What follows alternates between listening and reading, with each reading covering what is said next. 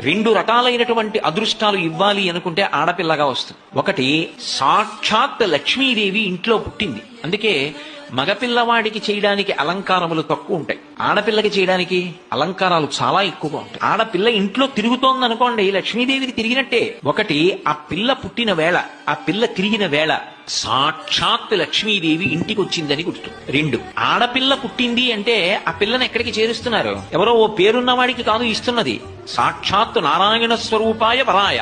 ఆ వరుడు నారాయణ స్వరూపుడు. ఇప్పుడు లక్ష్మిని నారాయణుడి పక్కకి చేర్చారు.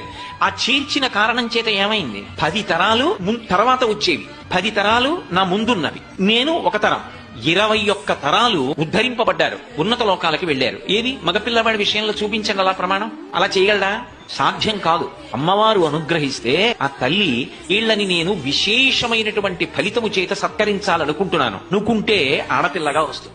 రెండు రకాలైనటువంటి అదృష్టాలు ఇవ్వాలి అనుకుంటే ఆడపిల్లగా వస్తుంది. ఒకటి, సాక్షాత్ లక్ష్మీదేవి ఇంట్లో పుట్టింది. అందుకే మగపిల్లవాడికి చేయడానికి అలంకారములు తక్కువ ఉంటాయి, ఆడపిల్లకి చేయడానికి అలంకారాలు చాలా ఎక్కువగా ఉంటాయి. ఆడపిల్ల ఇంట్లో తిరుగుతోంది అనుకోండి, లక్ష్మీదేవికి తిరిగినట్టే. ఒకటి, ఆ పిల్ల పుట్టిన వేళ, ఆ పిల్ల తిరిగిన వేళ సాక్షాత్ లక్ష్మీదేవి ఇంటికి వచ్చిందని గుర్తు. రెండు, ఆడపిల్ల పుట్టింది అంటే ఆ పిల్లని ఎక్కడికి చేరుస్తున్నారు? ఎవరో ఓ పేరున్న వాడికి కాదు ఇస్తున్నది, సాక్షాత్ నారాయణ స్వరూపాయ వరాయ. ఆ వరుడు నారాయణ స్వరూపుడు. ఇప్పుడు లక్ష్మిని నారాయణుడి పక్కకి చేర్చారు.